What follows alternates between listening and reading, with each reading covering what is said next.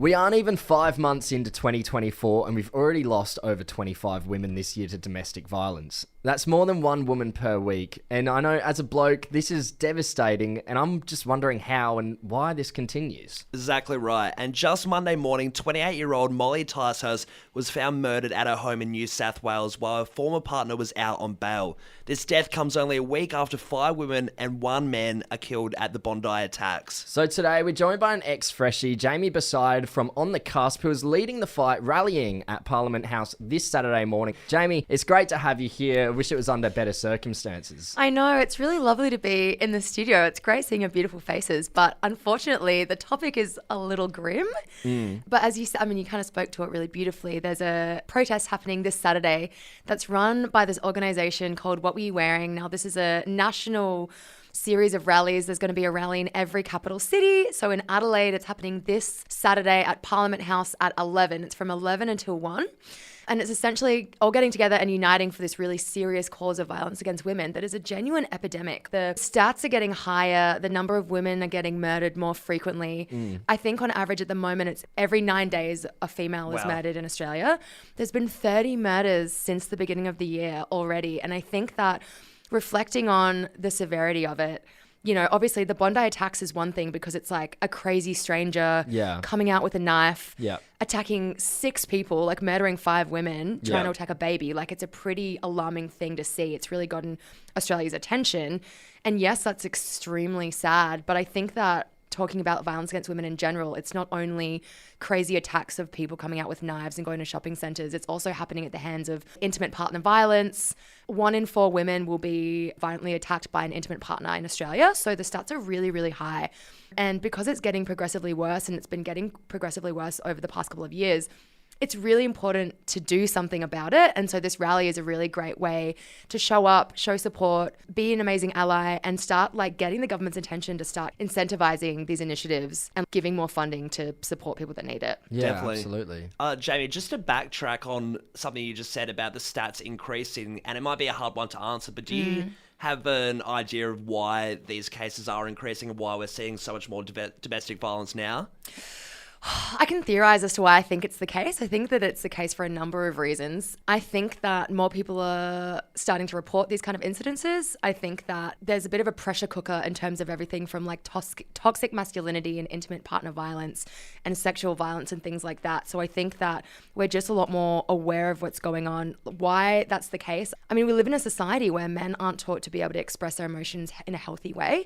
I think that over time, all of this like pent up male anger that people are feeling because of the patriarchy that affects women and men negatively, like toxic masculinity and the patriarchy affects everyone negatively, right? Like, it's not like a feminist issue. And if we're raised in an environment where men aren't taught to express their feelings properly, and when they get angry, they take that out on women, or when it gets to a breaking point, they then take that anger out on women, that's when it becomes an issue. I think that also there's still a lot of like quite traditional ideologies of ownership of women that a lot of men still kind of carry. Yeah. But I think that everyone is like grown up in this petri dish of negative toxic masculinity. Like, everyone sees it. Like, men are grown up to think a certain way. Women are told to act in subordinate roles and be submissive. Absolutely. And I think that the culture overall, I think that it's like impacting everyone. Yeah. So, I mean, to look back at last year, 2023, I was having a look at the White Ribbon website just earlier, and that was also just a terrible, terrible year, just as bad as 2024. How are we not progressing at the moment? It's crazy because like you think that we would be. You'd think that with all of the conversations around media, like,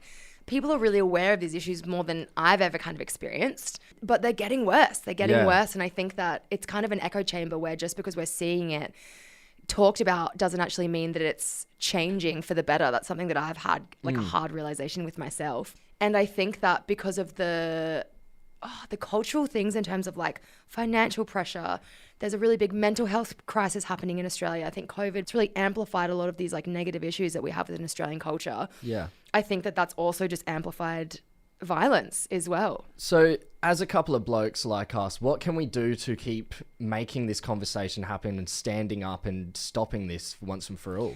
One, you can come to the rally on Saturday and show your support. Aside from that, honestly, the most impact that you can have is to, one, hold space for women and just like justify our emotions around this. Like, it's a really hard thing to see women getting murdered every single week. It's quite emotional.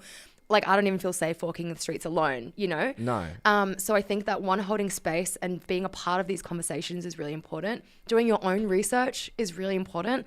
The amount of conversations I have with my male friends who just still don't really want to accept that it's an issue, and because it's not affecting them directly, don't really give a shit about it, to be completely honest with you. Yeah, okay. So taking the time to educate yourself on how big of an issue this really is. Yep. And when you see like toxic cultures and things happening with your male friends, whether that's sexual harassment or degrading comments or things that might not necessarily for that one situation look like a big issue, but if you look at contextually, it is, call them out. Like, call out your friends if you see negative things happening, because that plays a really big part.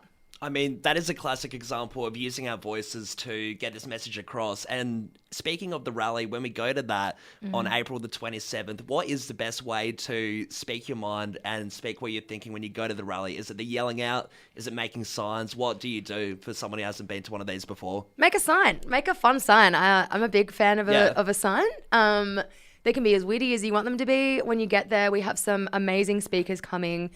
Sarah Hanson-Young is one of them. She's the Green Senator for SA. We also potentially have Kelly Ann Tansley, who's the CEO of the Zara Foundation, coming. So there's going to be some speeches to kind of talk more about the issue and kind of talk to what we can do collectively as a society and a community in South Australia. But also there's going to be some chants. There's always some rhymes. You know, there's always someone with a megaphone spitting some verses. Yep. Hopefully it's not me. I'm a terrible rapper, but we'll see. So, Jamie, for those who may not be able to attend the rally this Saturday, how can they show support?